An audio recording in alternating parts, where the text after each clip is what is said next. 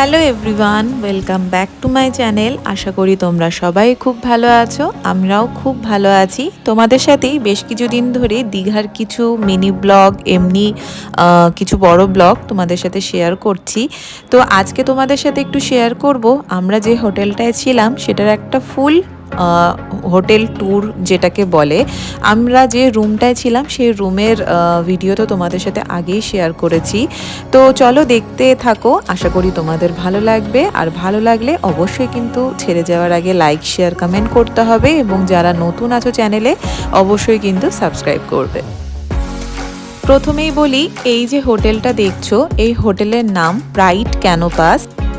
আর এই হোটেলটা কিন্তু নিউ দীঘাতে একদম যেখানে জগন্নাথ মন্দির আছে তার থেকে মাত্র 5 মিনিটের দূরত্বে, এবং এই হোটেলের সামনে অনেকটা জায়গা রয়েছে। যারা নিজেদের গাড়ি নিয়ে যেতে চাও তারা যেতে পারো। আমরা আমাদের গাড়ি নিয়ে গিয়েছিলাম এবং এখানেই পার্ক করেছি।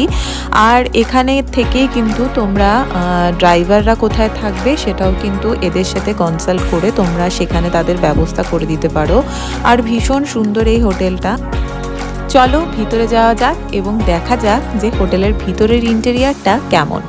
তো এই যে দরজা খুলে ভিতরেই কিন্তু রিসেপশনে যে বসার জায়গাটা সেটা ভীষণ সুন্দর করে সাজানো। ইন্টেরিয়ার ডেকোরেশন নিয়ে কোনো কথাই হবে না, প্রচুর স্পেস আছে এবং বসার জায়গাও প্রচুর। এই হোটেলে যে সমস্ত রুম রেন্টগুলো আছে সেগুলো স্টার্টিং প্রাইস কিন্তু 2500 থেকে। আর যদি এটা অবশ্যই সি ফেসিং নয়, তবে এটা রোড ফেসিং, খুব সুন্দর জায়গাটায়।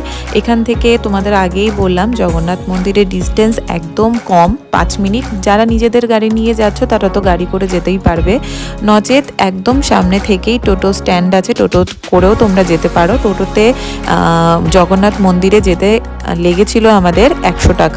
তার কারণ গাড়ি নিয়ে গেলে পরে একটু সমস্যা হয় পার্কিংয়ের। আর রুম রেন্টটা কিন্তু সিজন ওয়াইজ ভ্যারি করে।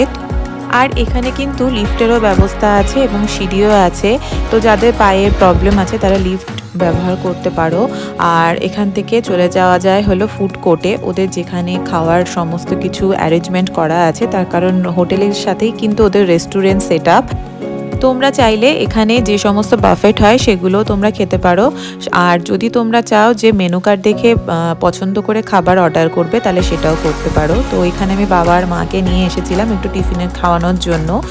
আর ওদের কাছে কিন্তু তোমরা আগের থেকে যদি বলে আসো যে তোমরা যেটা খেতে চাইছো তাহলে ওরা আগের থেকে তৈরি করে ফোন করে দেবে, তাহলে তোমরা নিচে চলে এসে খেতে পারবে।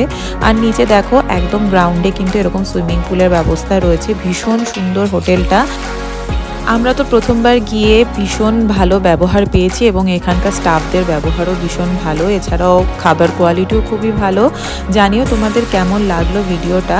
আর আমি ওদের ওয়েবসাইটটা ডিটেলসে দিয়ে দেবো, তোমরা অবশ্যই চেক আউট করতে পারো। আশা করি তোমাদের ভালো লাগবে এবং ফুড কোয়ালিটি নিয়ে কোনো কথাই হবে না।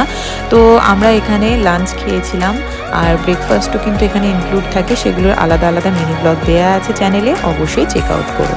টাটা।